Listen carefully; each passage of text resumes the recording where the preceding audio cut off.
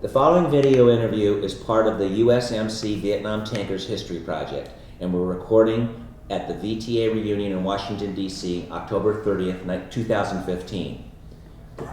My name is Howard Blum. I was in A Company 3rd Tank Battalion in Vietnam, stationed in Dong Ha. I was there from June 1967 through February 1968. Perfect, thank you. And what rank were you while you were in Vietnam? I was a corporal. The entire time? No, I became a corporal in Vietnam. I was promoted in Vietnam. So you arrived in country as a lance corporal? As a lance corporal. Okay, 1811. 1811. Tank crewman. Do you remember any specific operations that you were on during the time you were in Vietnam?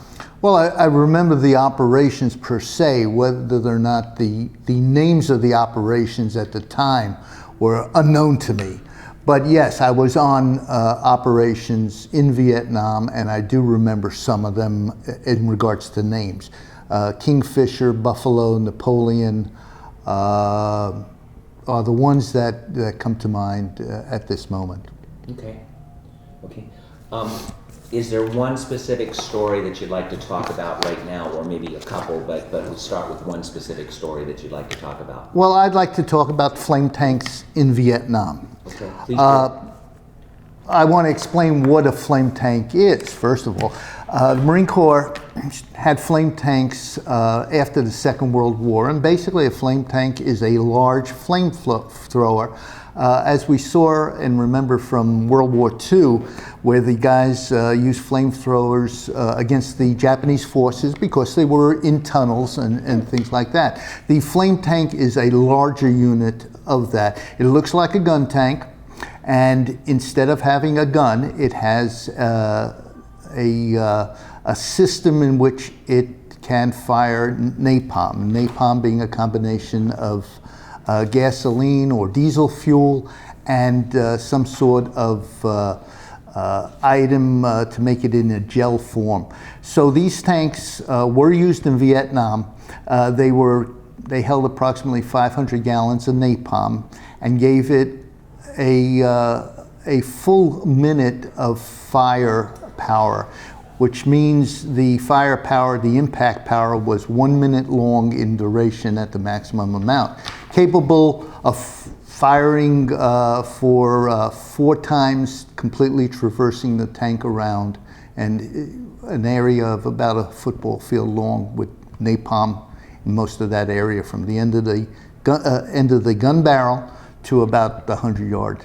So you said it's a minute worth of napalm. Which doesn't sound like much, I know that. So normally, did you fire one time all the napalm, or did you fire short bursts usually? Depending upon the situation. We fired until the situation was ended in some sort of fashion.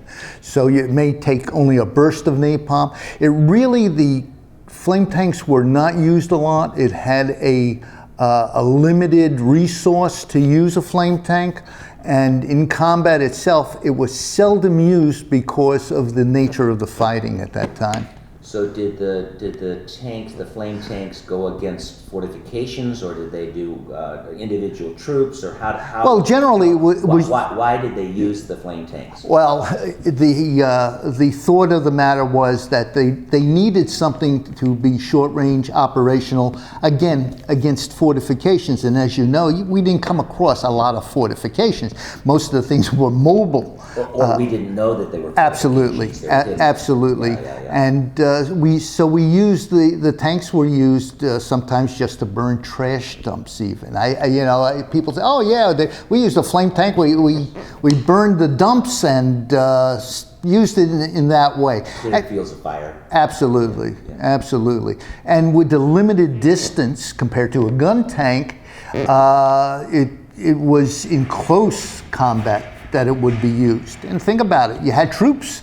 You have troops, friendly troops around the tanks, and you had to take that into account. So it was limited use, and when we would go out to a field many times just to clear brush, clear areas like that using the flame tanks. But there was one time that operationally that we wound up using the flame tank during Kingfisher. And Kingfisher was an operation in August of '67. And we were attached, whenever you were out in the field with a flame tank, there's supposed to be a gun tank with it. We went out on an operation, and it was combined with infantry unit.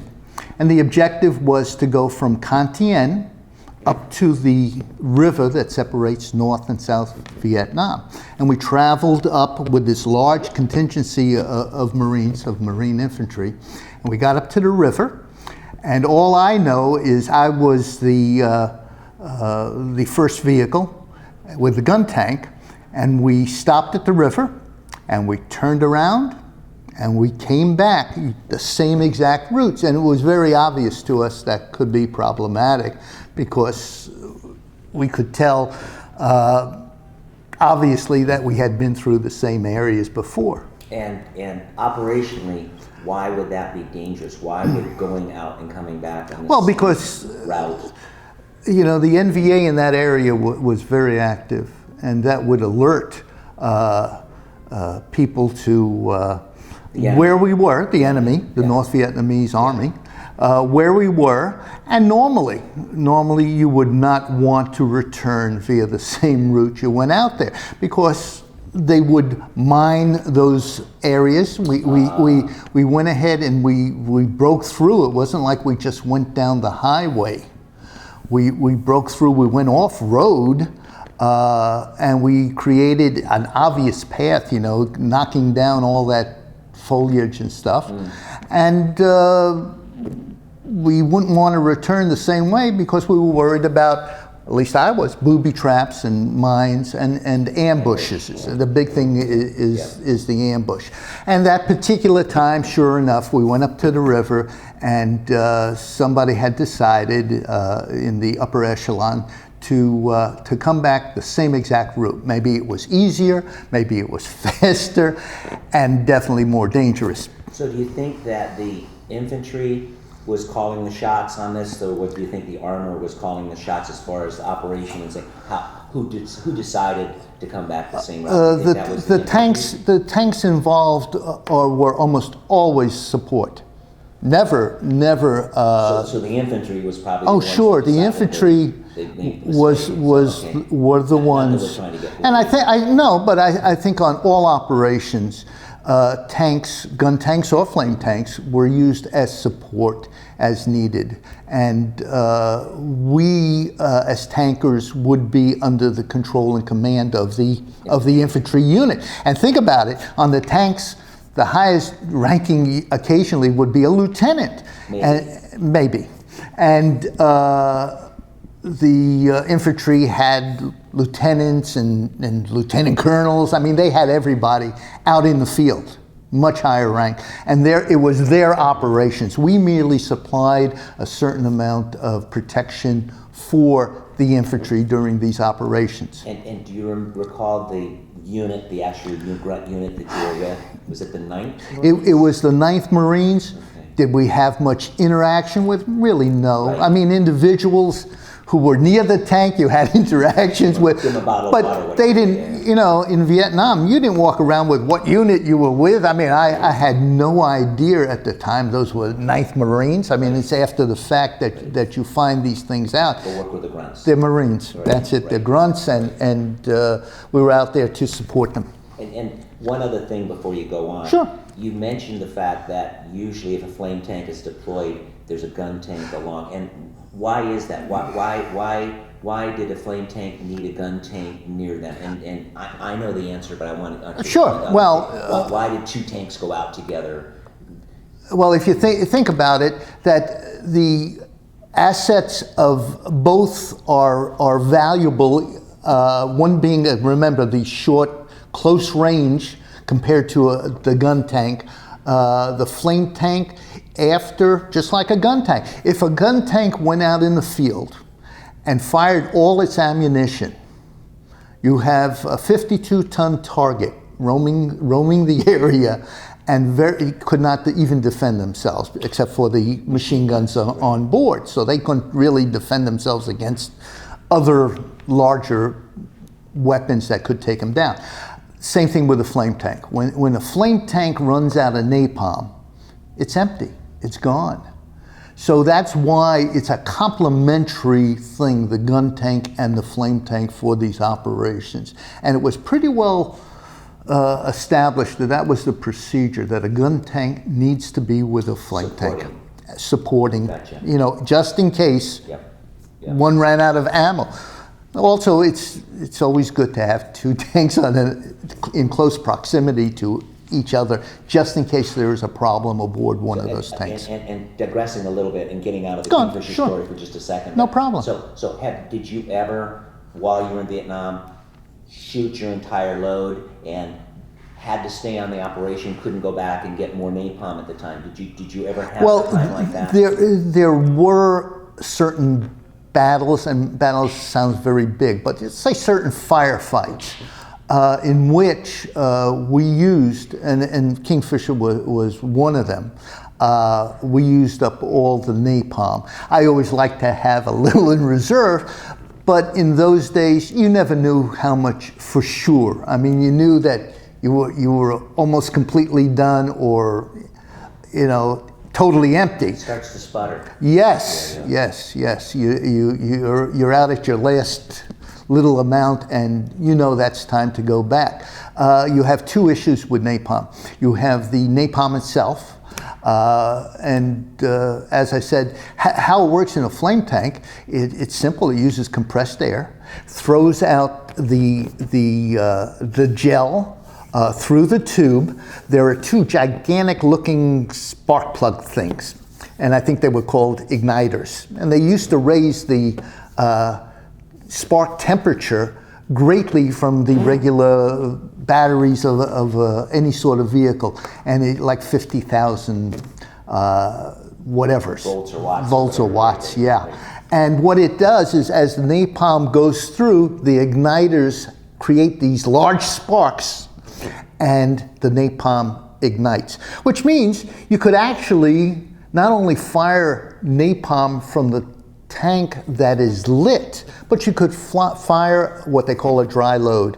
You fire it and don't ignite it, and then toward the end of the load, you ignite the flame, and it goes out and ignites whatever had been previously fired, because the napalm gel, which was used in those days, would not dissolve like gasoline or evaporate. It would stay there and capable of then igniting.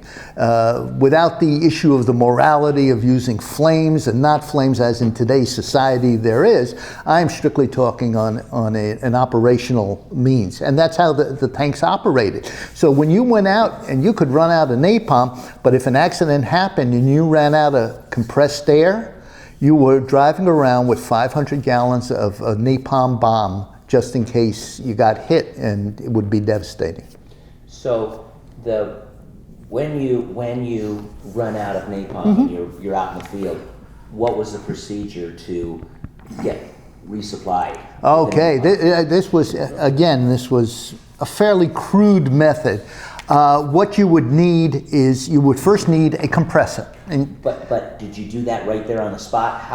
Where did you go to? What was this process? Did you have to go somewhere to the compressor and all that? Did you need to? Well, you did, first? because if you think about what you needed, Yeah. you needed a compressor, you needed a fuel to mix the napalm, and you needed the mix, which was like soap, granulated soap that you would use in your washing machine.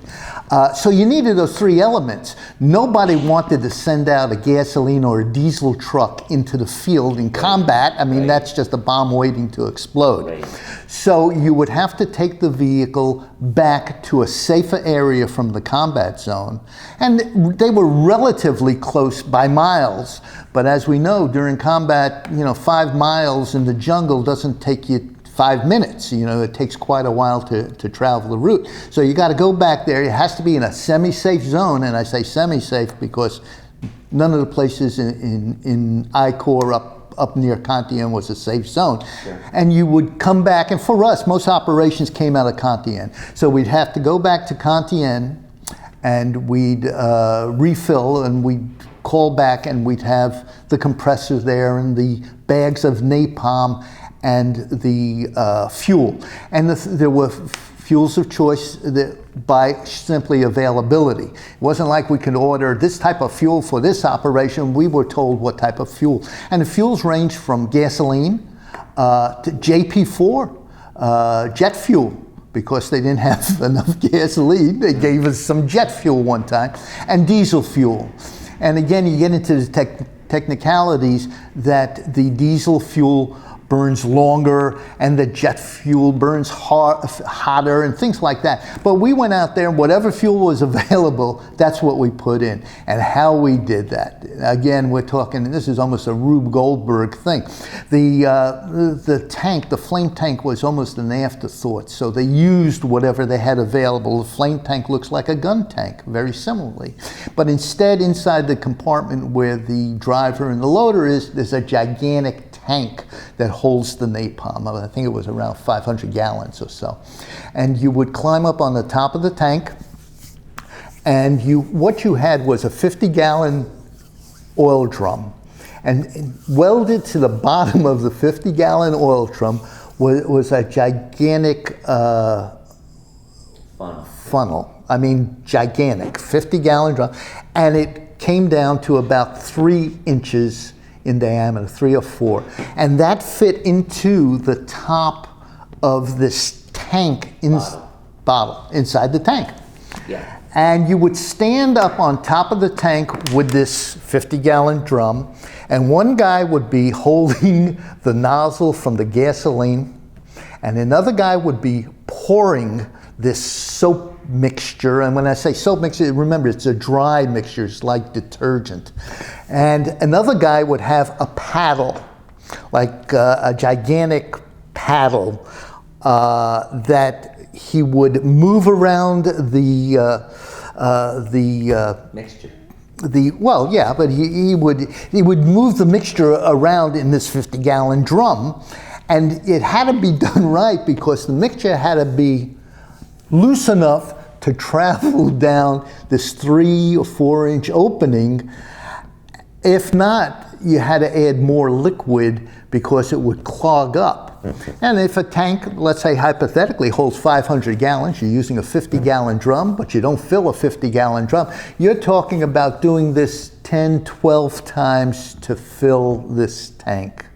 And it was a very crude physical operation. It was nothing fancy about it, and it was difficult. It was a difficult thing. So I could see why flame tanks, there weren't a lot of them, and they weren't used a lot in Vietnam. One of the other processes that we used in that whole thing with the tank and we had a tent pole with a rag tied to the end of it, and we'd plug up the hole. And that would sit there, and then we'd mix the napalm and get about halfway full, and then release it, and it would go down, and then we'd plug it up again, and then fill up with gasoline. And See, you developed something extra. We literally had just this paddle, and you'd be stirring and mixing. It's going down in the bottle as you're mixing. Ah, okay. You're the way you did it. The way you guys did it. Yeah, I don't remember, it might be so. We may have had something that it makes sense to plug it and then mix it because otherwise you'd wind up all liquid. So I assume, thinking back now, I assume there was something. It probably was. The same exact thing that was used. No, you're at, I just totally forgot about that. You can't really do it. You can't really. No, it's about halfway full, and then you release it. That's correct. That is correct. And how long did the mixing of the napalm and filling the bottle with the liquid, how long do you think that took, if you remember right? I don't have the answer. So. No, I'm not looking to you for the answer. I would have to say you're talking about several hours. We're not talking about 15, 20 minutes. We're talking about hours to do this. And that's just the napalm part. Just the napalm part. The other goes very fast, as you know. You just hook up the hoses, And where did this compressor come from? it was on. Was it on the tank? No. The compressor's much larger than that. The compressor's on the back of a truck. 6x. Yes, Okay. and it came from where our company was in Dong Ha. They sent it out for us. And what happened? How did the air get into the tank, and where was this air? Did it go right into the main bottle and yada yada yada? No. The air part of that. No, there were separations, and from what I remember, there were hoses that hooked up to the tank. I don't remember if they went directly inside or there was an outside connection, but it hooked up to the compressor, and we got it to whatever the proper PSIs were, and it was filled. I'll tell you an off story was I was training a new group of flame guys, and we were getting ready to move out on an operation. So we loaded up the tank with the napalm and the air, and we move out with the infantry. And as we're going down the road, I'm hearing a hissing sound that I had never heard before. I just never heard this. And it wasn't a snake. Huh? And it wasn't a snake. No, and it was much louder than a snake. And the hissing sound, man, I know air is going somewhere. And I turn around and look inside, and there's the gunner, who was relatively new, with his arm leaning against, there's an emergency release valve in the tank, a big thing handle, and you pull it just in case you got to get rid of the air. And he's leaning up against this valve, and I said, uh-oh, because instead of being closed, it was open. So we wound up with 500 gallons of napalm and no way to get rid of it, no air. We literally could not stop the operation. So the operation continued, we stopped, and we went back, called for the compressor again, refilled it, and then went out and rejoined the group that was out there. But so do you recall the process getting the air from the compressor? We already talked about the compressor into the tank itself, which I think was 9 bottles of compressed air. Right, around it, and it was something around like that. 3,000 pounds. Okay. How did it get from there into the bottle and out again? What was that with a regulator and whatever? Do you remember that? No, I don't remember the exact operational movements of it. It did go into the bottle, though, obviously putting pressure on it when you're ready to fire. But that was done. From what I remember, it wasn't done immediately. You didn't have to do it because you didn't want to walk around with all that pressure on it. But we went out in the field, and it was done when we started an operation. I remember that gun tanks, when they came in from the field and came into the rear, they had to take the main bullet, disarm the main gun, because they would run around in the field with a shell in the chamber. Yeah, right. And if I'm not mistaken, the flame tank, we couldn't combat charge the tank. We couldn't fill the bottle until we went out the gate. We weren't allowed to. Right. They did not want that. Around with the thing primed and ready to rock and roll. But yeah, being a flame tanker also. Right.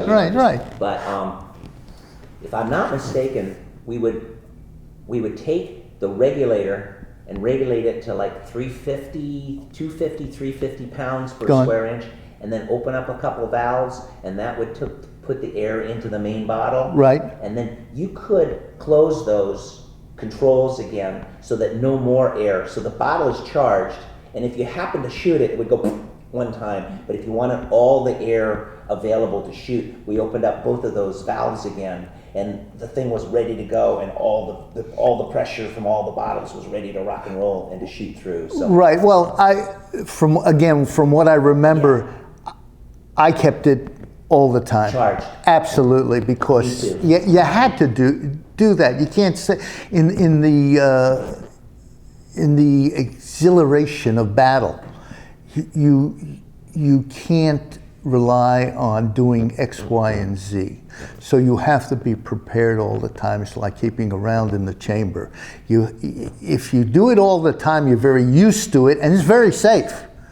If you do it some of the time, That's where there's a big problem. So the same thing, I would keep it charged all the way through, because you never knew when you're going to need it. And it happened again on this operation. Once that I'm going to explain, once during Kingfisher, when the event started, the adrenaline is flowing so much that you're doing stuff automatically, and your focus is very, very narrow. And therefore, you don't have the opportunity to sit back, well, we got to go and flip this now and do this now. You want to just be prepared to engage the enemy. And that's what happened, you know, during this particular operation. Were they staying on the flame set system kind Sure. of conversation for a little bit? It's a pretty complicated system, takes a lot of work, and that's probably one of the reasons they don't use flame tanks anymore. Well, and probably a reason a lot of 1811s didn't want to get involved, just because it was so complicated. Yes, it wasn't just load the thing and shoot it. There was a lot of other stuff going on. Right. And the inside of the tank was like a plumber's nightmare. That's why in 1966 we had this big program in the Marine Corps about flame tanks from the tank units, you know. Let's talk about that in a little bit. Okay, sure. But was there anything, we're just kind of prompting, but was there anything that could possibly preclude the tank from, I mean, wasn't there a safety valve or something, and you could blow that valve if you did something wrong? I mean, do you remember that? If the pressure became too high somewhere, yes, there was a safety valve.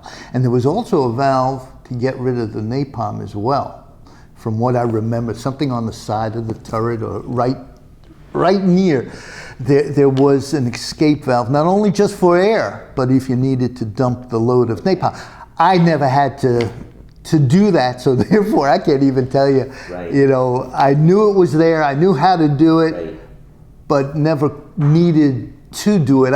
It would be hard, it would be very hard thinking about it. If you lost your air in combat, you would like to get out some of that napalm out, and I don't even know if that would be capable of it. I think you still needed air to get the napalm out of that way. Right. And there was no reserves. You know, today we're used to backups and reserves. There was nothing. There was no backup. This is it. And if somebody, I guess, ever decide a tank today or a flame tank or needed something, there would be backups in it, and there would be secondary units, there would be compressors on board. Now, but, you know, if you think about it, why not have a little compressor, you know, on board? Then you could go ahead and take care of that, you know, and solve that problem. And the nature of napalm, again, being a sensitive issue, I guess, in society. But the nature of that is, it's not as easy as people really think. You know, there's a lot to the napalm itself. Not simple. Yes, right, yes, right, it's a complicated thing. You know. Right. Okay. Go ahead and continue on about the special unit. You said that the Marine Corps had some sort of a special unit, training unit for napalm, or excuse me, for flame tanks. Right. Well, I finished tank school in the end of December of 1966. And this was a basic school. Basic tank school. Yeah. And there was no coverage or discussion really of flame tanks. I don't even know if I knew there were flame tanks in the Marine Corps. It's something that was not dealt with at all. So through tank school, as you know, you do the basic stuff, the tank and the operations and all that. And like most of us, after tank school, we received those orders for Westpac. And I went home on leave, and I said goodbye to family and friends. And I said, well, I'm going off to Nam. I only need about $10 in my pocket because there's no place to spend money in Vietnam. I'm just going to be out there in the field. I was fairly well prepared. And we got on the plane and in California, and landed in Hawaii, I believe, for a short break, and then we jumped to Okinawa. We landed in Okinawa, and they come on board the plane, and they said, you, and myself, off the plane. Why? Well, you're going to be here for a little while. That's all I was told. So 3 of us were escorted to Camp Hansen on Okinawa, which is different than, I believe we landed at Kadena Air Force Base. So we went up to Camp Hansen, and we were told we were going to be in the 5th Marine Division H&S Company. Didn't know what that meant, but we went there. And what it was a company, but at that time in the company, there were probably 10 people. There was a CO and an XO. And what's a CO? Commanding officer, a captain. An XO? Executive officer, which is a lieutenant. And I believe there were a couple of sergeants, and there were a couple of corporals, and there may have been 1 or 2 privates. And at that time, I was a private or a PFC, I guess a PFC. And they said, what we have here is we're going to be training everybody in this company on flame tanks, because in Vietnam, there are flame tanks, and a flame tank is an M67A2. And these flame tanks, we don't have anybody to operate them because, like you guys, nobody's ever been taught about flame tanks. So we're going to have this H&S company be a training unit for flames. And in the company, there was really no platoons. There was 1 group of flame tanks. I think there were either 3 or 5 flame tanks in that unit. And so it was that we started training, and every week or so, 2 or 3 guys would be added to the unit, maybe even more. And before very long, within a month, there were like 50 guys in the unit. And what we did on Okinawa and Camp Hansen was flame training. And we went out and how to mix napalm and how to PM the tanks and preventive maintenance and operations of flame tanks. And still, there wasn't a lot of great information because there was none available as far as flame tanks. And while on Okinawa, I arrived in January and 1967. And as I said, by March or April, we had 50 some odd men in the unit. We had sergeants and corporals and a full complement. But it was like a company with 1 platoon. That's what it was. I mean, it was a company, H&S. It was like a flame platoon. Yeah. Well, of course, the great side of the Marine Corps decided that this unit, now that has training in flames, is going to go to Vietnam. No, we need the people to send to Vietnam. But before anybody goes to Vietnam, we're going to send you out on a training mission in Fuji, Japan for cold weather training, because we know how cold it is in Vietnam. So we all took the tanks and we loaded an LST and we went off to Fuji, Japan. And there's a Marine Corps base at the base of there. And we did cold weather, and it was very, very cold. We had to use we had Mickey Mouse boots and slept in tents with heaters, and it was very cold. And we went through training there, and I guess we were there maybe a week or so, and fired the flame tanks out there. I mean, it was easier, I guess, for them to fire the flame tanks there than other places, because it's pretty barren out there. And then we all came back to Okinawa. And then they started taking guys, maybe in groups of 5 or 10, off the tank and sending them off the unit, from the unit, and sending them to Vietnam. And they were dispersed among the companies in Vietnam. Sometime around May, they were preparing again to go back to Fuji, Japan for more cold weather training. And I guess about less than a week before that, I was chosen with several other people, and we were shipped off to Vietnam. And that's how I got to Vietnam. I mean, I literally got there, was put on a helicopter, and the next thing I knew, I was at battalion headquarters in Hue. And they chose where we were going, and I wound up with A Company at Dong Ha, and I went to A Company, and of course the flame tanks were sitting there. They really weren't being used much.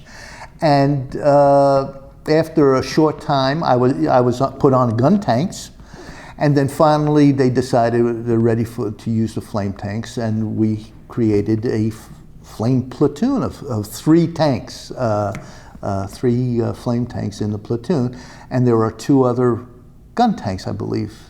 One was a bulldozer, I believe. A blade tank. A blade tank. Yeah, company. Yeah, it's an H&S. It's an headquarters company. That's correct. Right. Yeah, and I don't remember Regular gun tank. Yeah, so there were two gun tanks, Yeah. but I don't remember ever operating, as a platoon. We never really operated as a platoon. The flame tanks were attached to gun tanks for certain operations, and as you know, that if one person on the flame tank had to go on R&R or leave or had to go back to the rear area, the flame tank didn't just wait around for this person. This person would be replaced on the flame tank, so the flame tank could be operational. And that person, when they were done doing whatever they had to go back in the field, many times they would just put on a gun tank. It wasn't like, hey, I'm a flame tanker, you can't put... No, we went back onto gun tanks. We were gunners and drivers and whatever else was required on gun tanks. So I wound up working operationally with a bunch of the other guys in the company, in different platoons. So everybody was kind of interchangeable. Absolutely. So if you were a driver, you could drive anything. If you were a gunner, basically you could learn how to do anything. If you were a gunner on a flame tank, you could do it on a gun tank. If you were a gunner on the gun tank, you could not be a... You'd have to learn the system. And it was important that everybody on the flame tanks knew the operation of the flame tank, the capabilities and the limitations of the particular, weapon. I mean, that was very important. And you mentioned, and this, I'm asking this question not for tankers, but just for anybody else Sure. who might be listening to this, watching this video. Right. So you mentioned on a gun tank, there's a loader. So you don't have a loader on a flame tank. No, you don't have a loader, and as you well know, you don't have a place for a loader. I mean, you don't not only a need for a loader, you just don't even have a place for a loader. Where the loader would be on a gun tank is filled with this gigantic, I called it a tank, but it is a bottle. It is a large bottle where the napalm is kept, and then with the surrounding bottles of the compressed air. The gun tank loader loads the gun. The gun tank already loaded. The gun tank loader, literally, that's his job, to keep the ammo in the gun. You don't have that need or position in a flame tank. So a flame tank crew consists of 3 people as opposed to the gun tank, the M48 gun tank, medium tank, which had 4. So on the gun tank, kind of a technical question, but on a gun tank, the loader is in charge of the machine gun, the coax machine gun. But there is no loader to take care of the machine gun. That's correct. Flame tank. So who takes care of the machine gun? The 30 caliber machine gun we're talking about, it has to be the gunner. So the gunner guns, and he's the loader effectively. Right. He keeps the machine gun. Right. Remember, this is the days before we have automation. Right. So somebody has to keep the ammo going. Yeah. Yes, absolutely. And the coordination, just like in a gun tank. The 30 caliber works in the same conjunction on a gun tank as it is with a flame tank. So where the main gun moves, that's where the 30 caliber moves as well. And you recall using the flame tank, or the flame part of the tank, but do you recall using the machine gun a lot? We had instances in which we used the machine gun because we could not use the flame tank. Remember, the issue with the flame tank is like any other weapon. If somebody's in the area of it, it puts them in some sort of danger. So there are times that we were in firefights that we could not use the main gun on the flame tank because of our own troops being in the way of the main gun. So you had to resort to the 30 caliber or that awful 50 caliber that was on the side. And why was the 50 awful? Well, I think tell our viewers this. As most tankers know, that The cupola, which is the tank commander's area, has a 50 caliber machine gun in it. And when they developed the tank, they needed a few more inches in height to stand up the 50 caliber machine gun as it was made. For some reason, the developers of the tank decided the 3, 4, 5 inches was too high. And I don't know why. When you're dealing with a tank, it's not a little thing.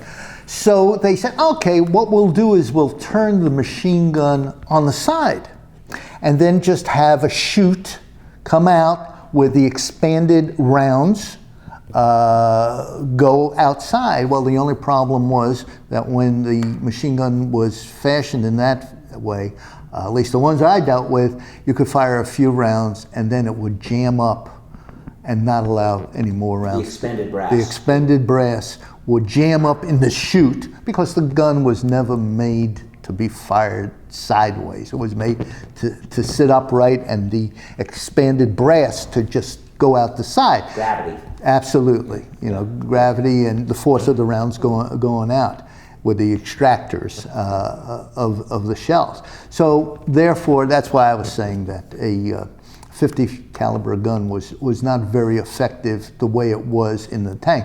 And lots of guys compensated for it. I tried compensating once for it. I took a 30 caliber machine gun and I mounted it with a tripod on top of the cupola. And it worked fine until I got into a firefight in which I realized that 3/4 of my body was standing up so I could see where the rounds of my machine gun of the 30, it worked in theory wonderfully, but standing up there almost on my tiptoes and then saying to myself, what am I up here standing out in the open for? And that lasted one operation. It was one operation that we did it, and I took it down immediately because that was not effective. So, because of the bad design of the 50, the way that they mounted it and the thing, did you use the 50 much? No, I in the flame tank, I did not. It was seldom. I mean, really, really seldom, because I knew I couldn't rely on the weapon. I mean, if you can't rely on the weapon, what are you going to do? Fire 2, 3, 5 rounds, 10 rounds, and what a waste. Yeah, it was a waste. And again, I don't know what the thought process was. Probably wasn't any. Well, somebody decided that the profile of the tank would be too high compared to what? I don't know. But so instead of being, what, a tank has got to be 15 feet tall? Maybe. Say 15 feet, it would be 15 feet, 4 inches, so like that. And they said, oh, that's way too tall, so we're going to chop off. Yeah, it did not make any sense. And I don't know what other guys did. I mean, you can fire the 50, but it definitely, almost always, it jammed. The brass would back up in it, and you couldn't function very well. And we know the 50 was very also difficult for many reasons, because of the head spacing, how you had to adjust. People don't realize that these guns you just don't take them out of the box and throw a bullet in them like we're used to today. You had to adjust it correctly, because if you didn't, it wouldn't fire correctly. It won't fire at all. You know. We've got about 5 minutes left, and if you want to continue on this subject, you can't work. Do you have anything specifically that you wanted to talk about that, you know, on your notes? Do you have anything that you really want to impart in this conversation? Well, you know, the tank that I was on. We'll go back to Kingfisher just for a minute or two. We were on this operation, as I said before. We went up to the river that separates North and South Vietnam. I actually got off the tank. I thought it was pretty neat to be that far north. And I went in and I rubbed my hands in the water. I said, oh, this is pretty cool. And we came back, and I was in the second vehicle. Right in front of me was a gun tank from a company. And we had traveled back from the river, and I can't tell you how long, but it was a substantial length of time that we were going back. And behind us was the troops, the infantry, and in front of us, way in front of us, there was obviously a point that I never saw. It was that far in front of me, of Marine infantry that ran a point. And as we were coming back, we started to hear gunfire, and the gunfire was from the area we had been in. It was not a current. And I remember the radio started getting very active, and radio frequencies and controls are very difficult because they don't work like they work on television. And you hear smatterings and starting people to yell, and the gunfire is getting louder. And what it was a perfect ambush. Tactically, what they did is they allowed the main formation to almost totally pass, and they had infantry, the North Vietnamese army, had people stationed from almost near the river all the way down to a point in front of me. And they opened up this ambush from the back, from my back, I'm in front, and as the fire started, the attack on the unit, it got closer. It got closer and closer and closer, and louder and louder. More people are screaming, and the gun tank that I was with, we had stopped, of course, once the fire started. The gun tank I was with said, "Well, I'm going to go back and see what I can do," and I said, "Okay." I said, "But I'm sitting out here all by myself. I don't know what's happening," and sure enough, it got louder and louder, and the gun tank moved toward the rear of the unit and went back and assisted there. So I had been turned, and I'm looking again backwards. The tank is pointed forward, and I'm looking backwards and hearing the action. But again, it's not loud like it's in immediate vicinity, like it's not within a block of me. And it's getting louder, and I'm standing there, and I hear a noise, and look up, and there's an RPG going over my head. What's an RPG? Rocket propelled grenade. So it's an anti-tank round. It shouldn't be anti-personnel, but it is anti-tank, anti-vehicle. It's still being used today in battles and in wars. Soviet weapon, and it is a very slow-moving round. And it's a good size round, and I look up, and it is maybe 10 feet above my head, and it's going, obviously it was fired from my back, which is the front of the unit. So I turned. The direction you were going? The direction I was going. You're going. Going, because I'm looking in the direction of the battle, because I'm getting ready to turn my tank around to go back to assist now, how close the units. Is this thing that flew over your head? About 10 feet. Above your head? Yes, very close. And I said, my God, where did that come from? And I turned around, and there was a puff of smoke. When you fire these, it has a, is that what it's called? A back blast? And the area is disturbed. Now visualize looking at a nice field with tall grass. There were really no trees in there, but there's a smoke area that is very obvious.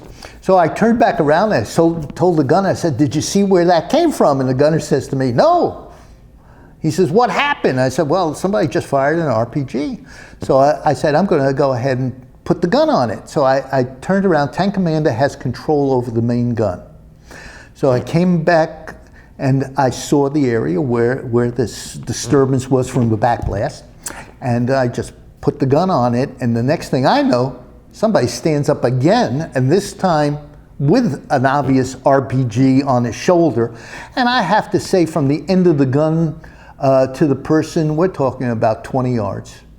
Very, very close. So I was very lucky he missed the first time. He stands up, and what I did is I fired a blast of napalm in that direction, and it was right on target. And the next thing I know is the whole area is in flames, and no more fire from that area. And that's how basically we decided we'd name the tank Cremator, because we did stop the action. Well, I don't want to say we cremated the person, but he was instantly put on fire, and we took out the danger, you know, and that was the objective, basically. And we wound up going back afterwards because that was the end. There was no more troops past this one person or a group of people. Enemy troops? None. So it was clear. Right, so that's when we went back and we finished off, as you said, we got rid of the load of napalm, you know, because there were areas where fire was coming.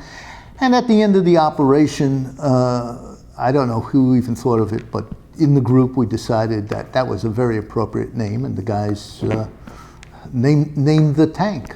And so what did you put in the name? You put the name. You actually had somebody paint. They the name painted on, on the barrel. It says the Cremator. We may take a photo of yours that has the name inserted here. Okay, Just, sure, you know. sure, no problem. Yeah, we're really out of time. Do you have anything else that you want to?